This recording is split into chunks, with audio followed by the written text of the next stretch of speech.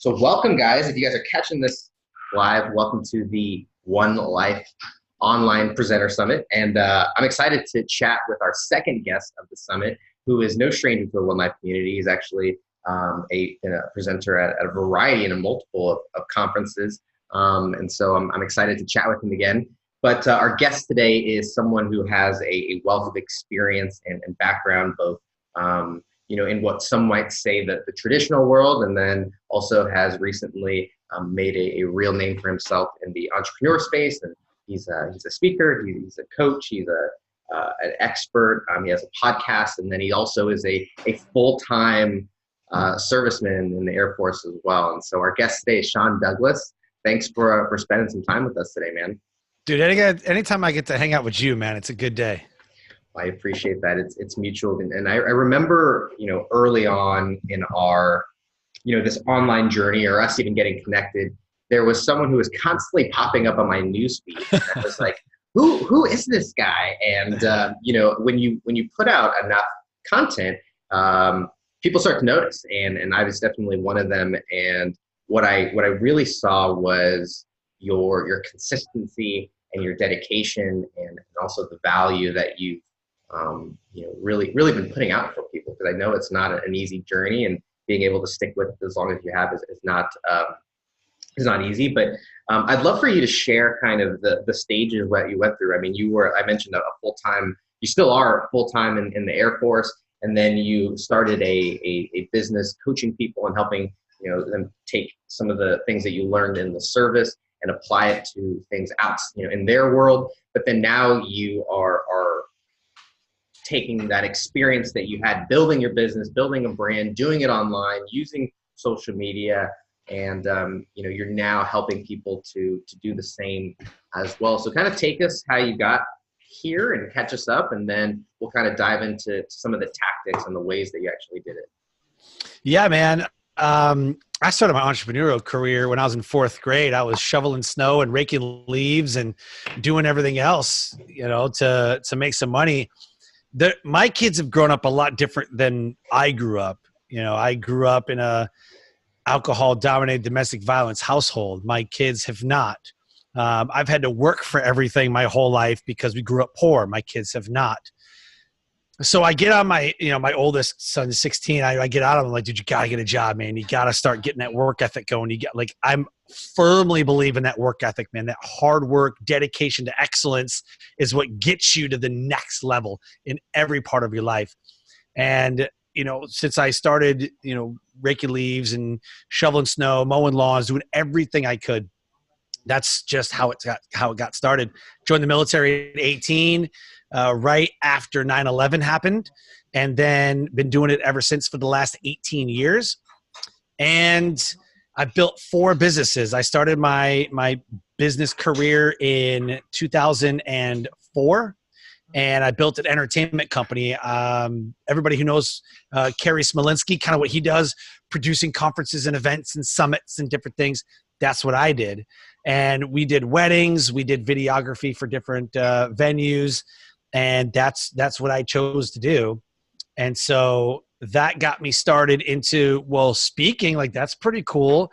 And so I'm putting out all of the videos and the contents, and the team that I got, we're producing the sound and all that stuff.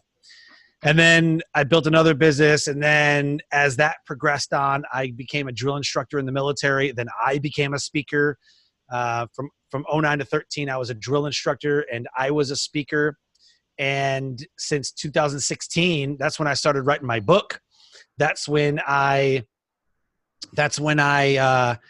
started my radio show in 2017. That's when I started getting professionally paid to speak. 2016, even now, so it's just been a progression of things, man. And I've enjoyed the journey a lot. Yeah.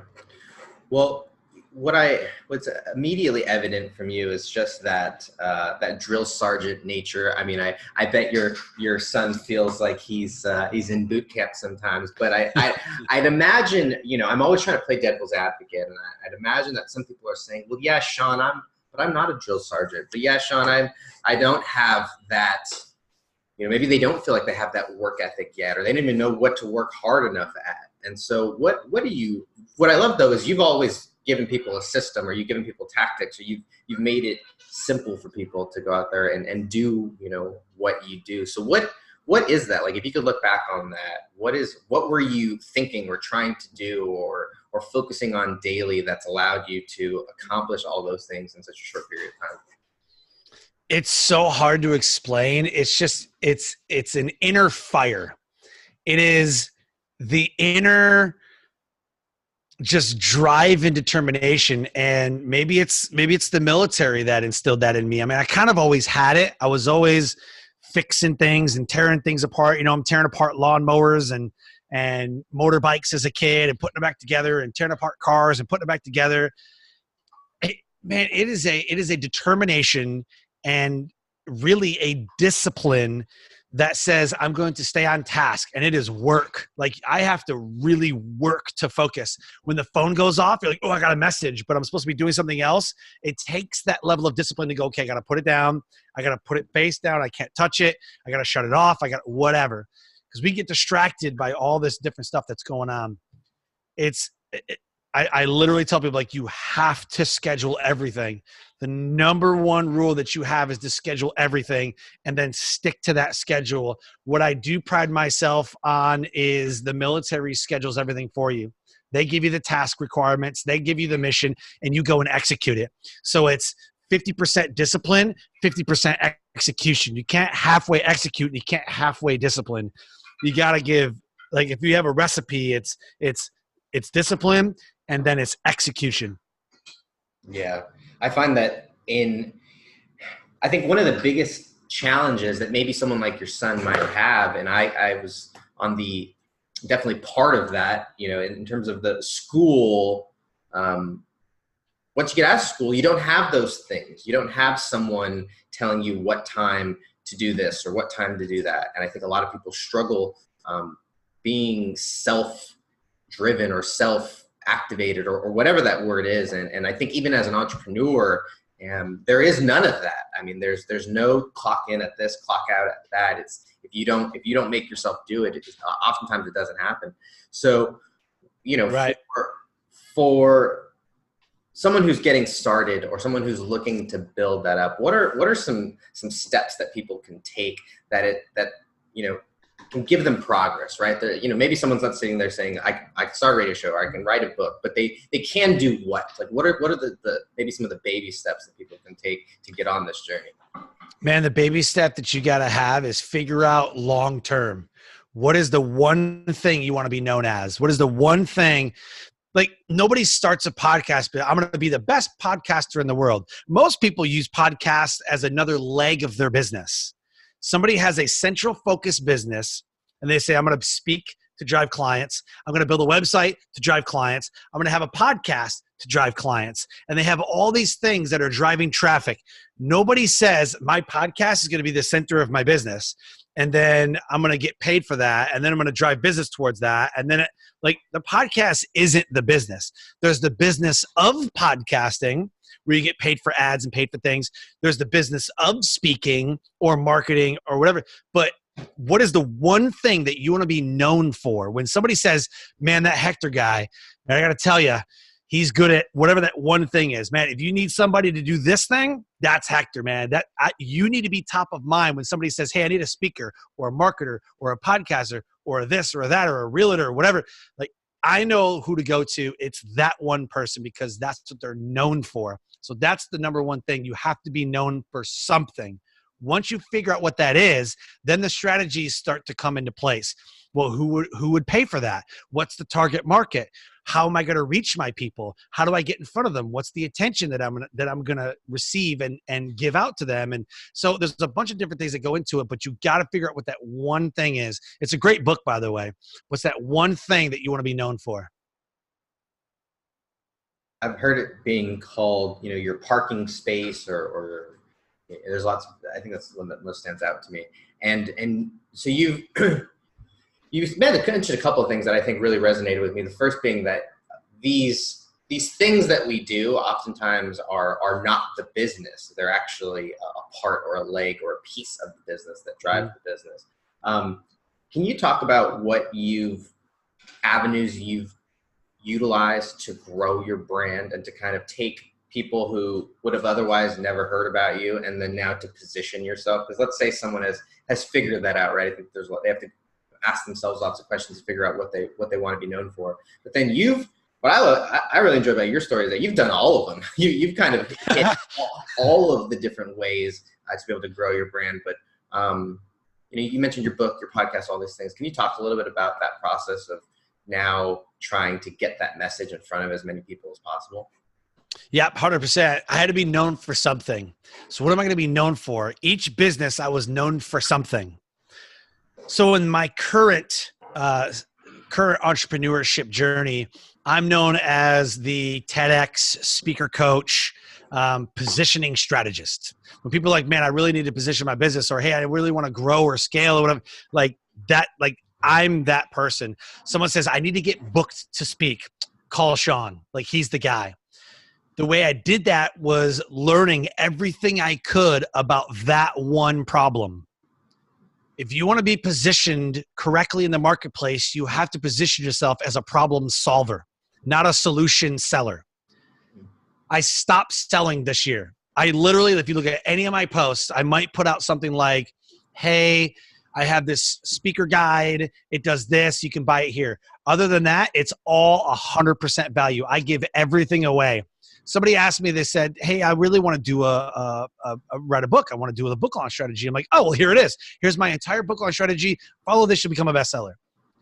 The whole group is a few thousand people. Like 2 people message me and goes, hey man, I want to work with you. I'm like, but you have my strategy. You don't need me. Oh no, I really want to work with you. I want to implement the strategy. I just don't know how. I'm like, but it's step by step laid out for you. You don't even need me.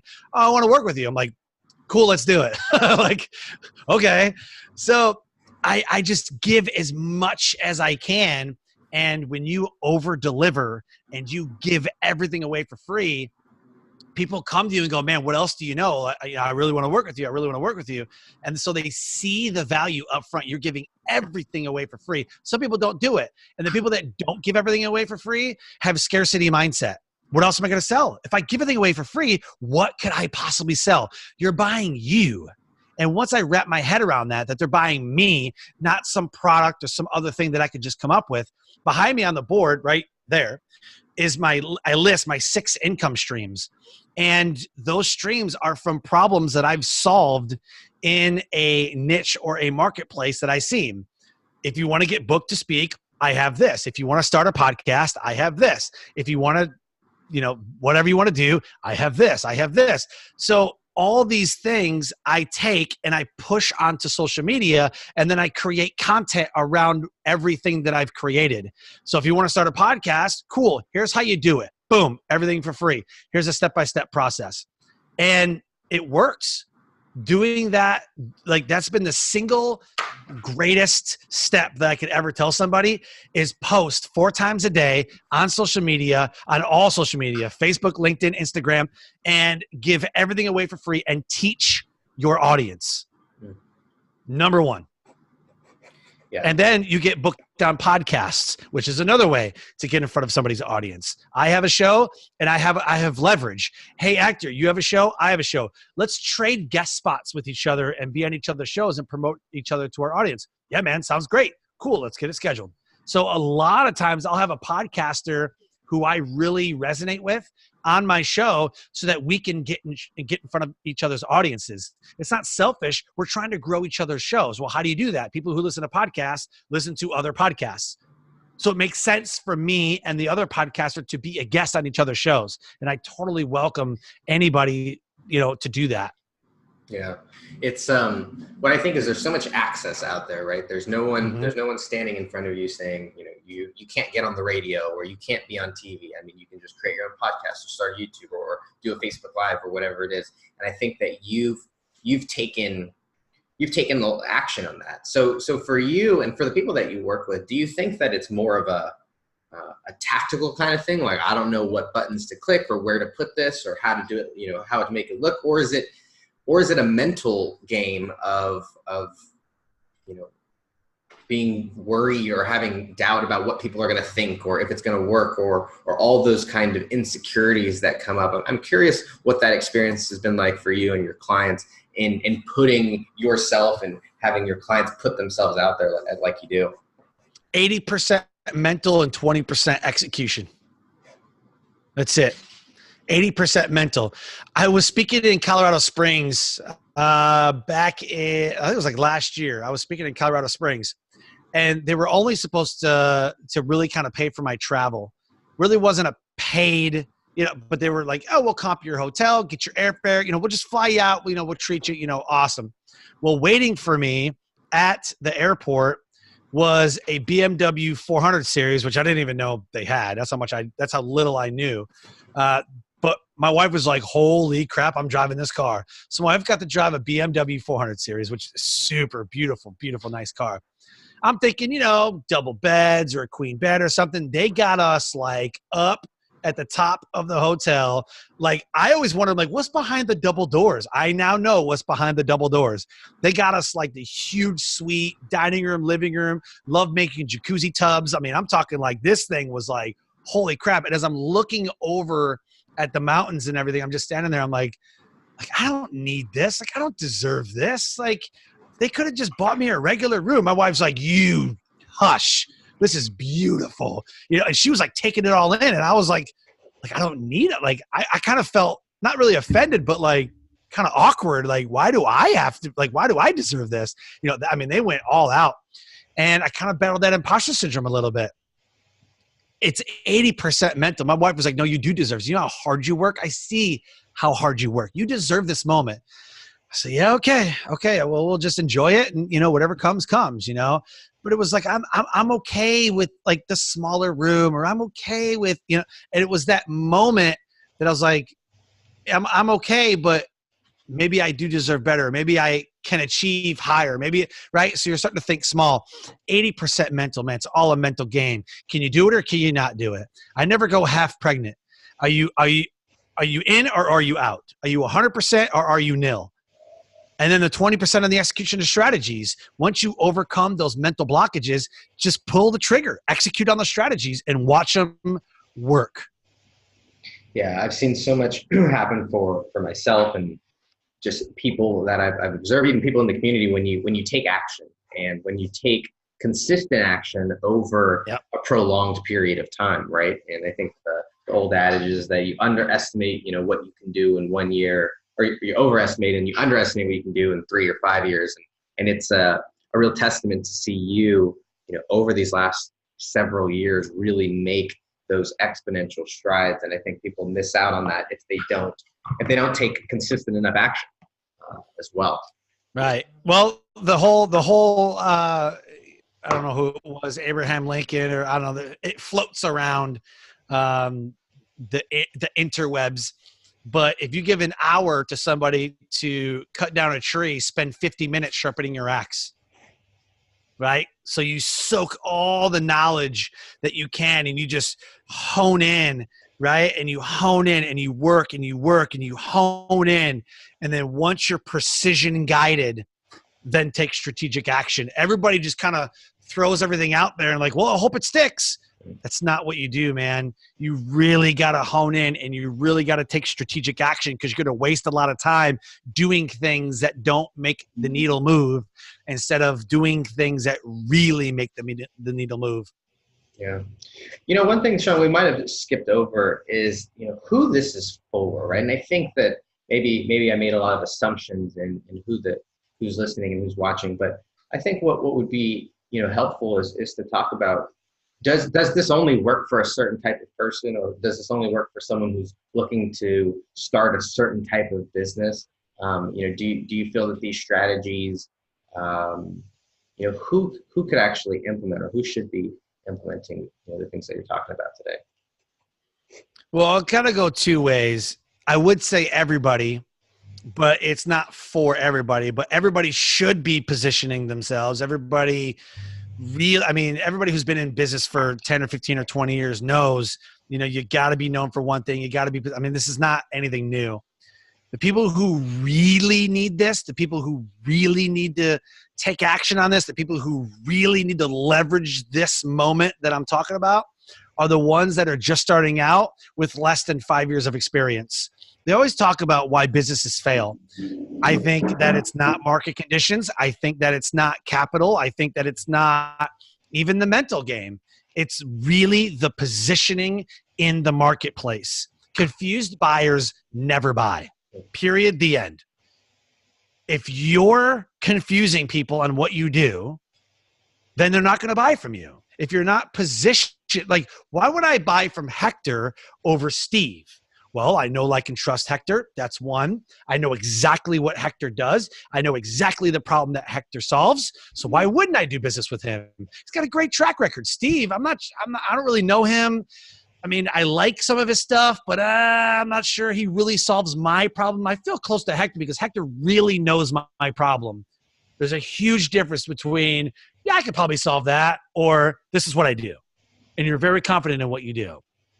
And so if you're just starting out, you have to do this first. And everybody really wants to have a pretty logo, and they want to be this social media influencer and take fancy pictures in front of places. That's all great, but it doesn't move the needle. Everybody wants Facebook likes and Instagram likes, but Instagram and Facebook likes don't equal dollars. Engagement and you solving a problem creates dollars. And so when you create those dollar producing activities every single day, that's what you need to be doing. And the biggest one is to position yourself inside the marketplace and take hold of a section of that marketplace, or do what Christopher Lochhead does, is just create your own category. You mentioned a lot about solving problems and putting out value. I have my own ideas, but when you think about value, what does that equate to? I think that's kind of this buzzword that a lot of people throw around. But I know that you are authentic in that. So when you are thinking about value and putting out something that solves a problem, like what goes through your mind, or what goes through what are some of your thoughts or processes around that? So we'll take you. If I'm a marketer and I'm putting out spaghetti recipes, but I have an audience of marketers, I'm not giving value. Unless that dude really wants to make spaghetti, I'm not giving value. So many times people are like, oh, here's this one strategy, and here's this one strategy, and here's this one thing. And it's usually something they Googled or read in a book or read in a Facebook group, or something that they heard about, but they haven't really tried.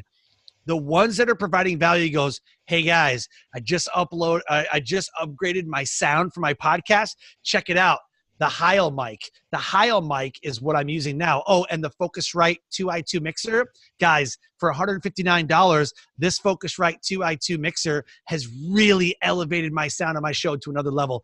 You guys need to get that. The Heil and the Focusrite. What I just did there was plug two products that I'm currently using for my show. That's value. Not, you can do it, guys, and like Gary Vaynerchuk everybody, Like, you can only hear you can do it so many times before you just want to vomit all over your face. Giving value is, hey guys, you want to know a marketing strategy? Take $1 a day for 7-day Facebook ad. What this does is this, and this. I learned from Dan Locke and Dennis Yu, the $1 a day, 7-day Facebook ad. 7 days, $7, and you can create, retarget, whatever. And so those are the value bombs that I'm giving, is the single strategies that I'm using every day. Hey guys, I'm going OBS studio to go live. Hey, I'm doing this and I'm doing this and I'm doing this. Like, things that I'm doing every day that I know for a fact people are asking questions about.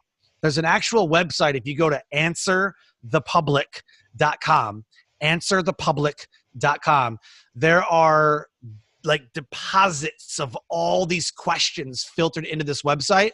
And all I do is go there and say, monetize podcast. And then 1,000 questions pop up. How to monetize a podcast? What does it mean to monetize your podcast? How do I monetize a podcast? Why do I monetize a podcast? What do I do to monetize a podcast? And I pick like all those questions. I'm like, I can answer that.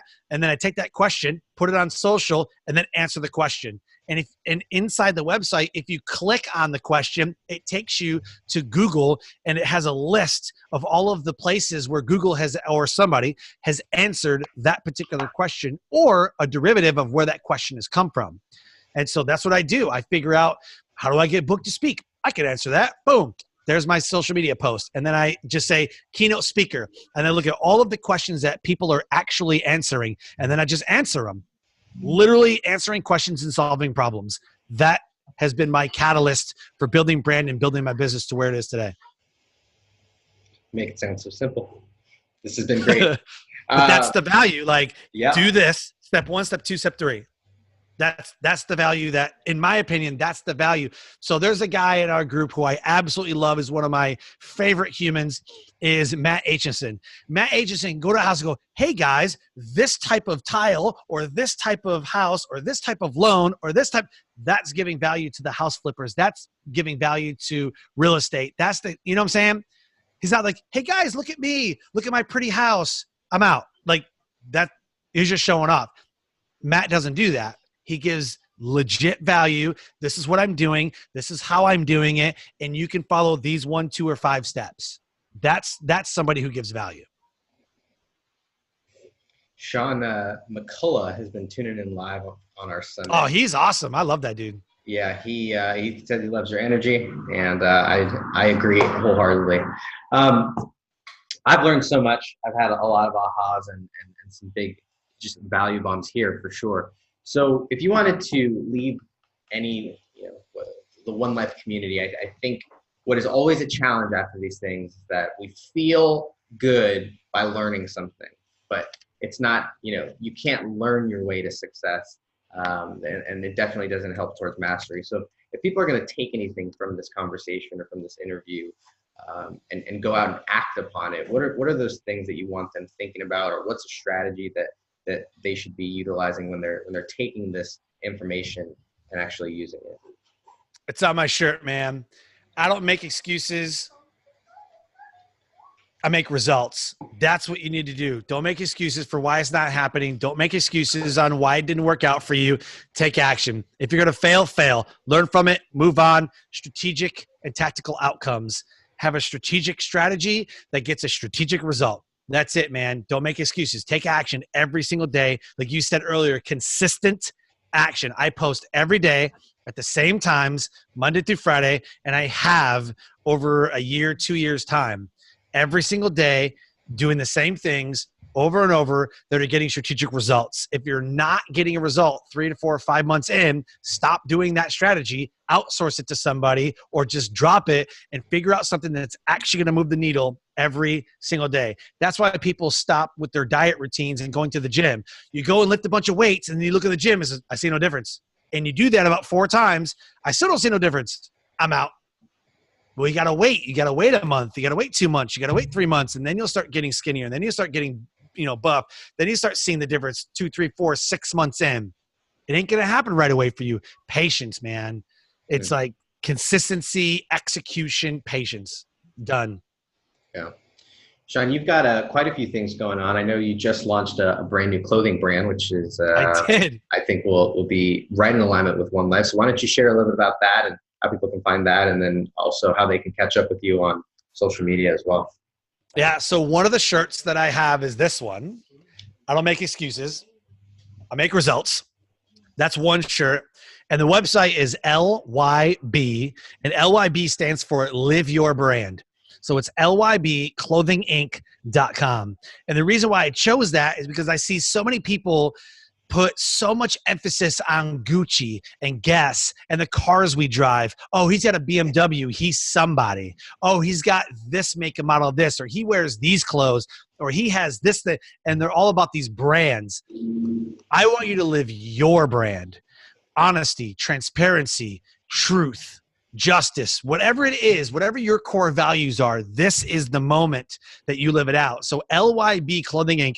is an affirmation and empowerment clothing line designed to empower you to step fully into your purpose and live your brand, whatever it is.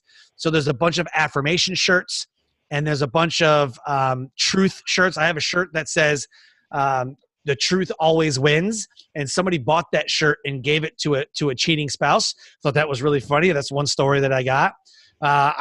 Somebody bought an affirmation shirt and they wore it to one of their functions, and they were like, oh my gosh, I love that. That means a lot to me. Those words That means a lot. So, she got a bunch of sales for me. That was super cool, but it meant something to that one person. Like, I have to have that. That's what I want. I see your shirt, Dream It, Planet Live It. I love that. I'm dreaming my life. I'm planning it out, and I want to live it so badly. That shirt means a lot to me. That's what I don't want people to live out Nike's core values or Reebok or American Eagle or Abercrombie or Guess or Gucci or, whatever. I want you to live your core values and not be afraid to live those core values and show people what those core values are. That's the whole purpose of having the line. I really want to have it to where it combats bullying and combats negative self-doubt and combats those negative thoughts that we have in our heads. If you wear a shirt that says, I'm intentionally and wonderfully made, you wear that shirt proud. It says, I'm intentional about what I'm doing. I am made perfectly the way that I am. So there's a lot of self-love that goes into that particular shirt. Yeah, that's beautiful. Can you give the website one more time? Yeah, man. It's LYB Clothing Inc. INC, LYBclothinginc.com. Sweet. And you mentioned you're active on lots of social media. What's the handle that people can find you at? So on LinkedIn, it's my name. Facebook, it's my name. I have a Facebook group called the Success Corps, CORPS. It's basically the same name as the Marine Corps, CORPS. But the Success Corps is a group that I have. It's the same throughout Instagram too, the Success Corps. And I usually am playing on Facebook, in Facebook groups, and I'm on LinkedIn. Most times you can catch me on LinkedIn pretty actively. I love it.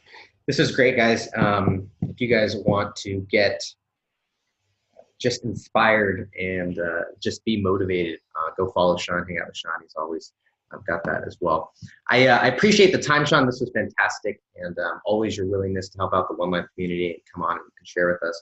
This is our second interview. Tomorrow, I believe we have 5 interviews over the course of just a couple of hours, so it should be a wonderful time for me, but also for you guys who are joining us and immersing yourself into this. And Sean's going to be presenting at our One Life conference in October, and so he's going to be coming out to the West Coast, hanging out with us as well. So we want to hang out with you guys. Yeah, it's gonna be fun. This is definitely teed up to be our best conference yet, and the lineup. I'm pumped with the lineup, the all-stars, man, the rock stars that are going to be presenting.